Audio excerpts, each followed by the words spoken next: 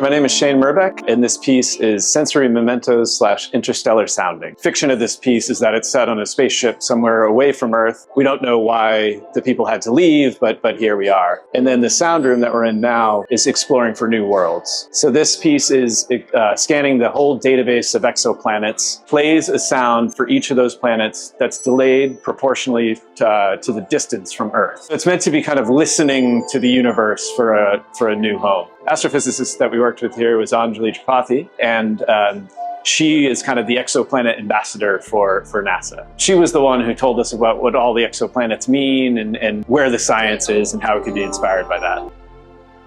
My name's Saskia Brown, and my collaborative work with Shane Myrbeck is Sensory Mementos and Interstellar Soundings.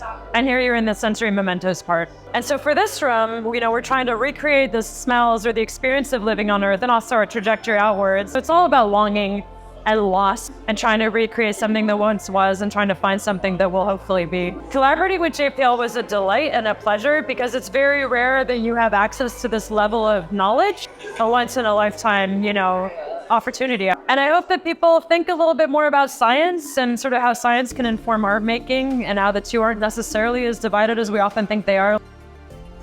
I want people to just be able to feel the vastness of space, but I think with sound, we can really feel the timing of it. It's meaningful for a sound to come later, and we know that from music and from speech. This part of the piece, I want people to really be able to feel that vastness. I just want people to be able to feel science. I think that's what this is really about.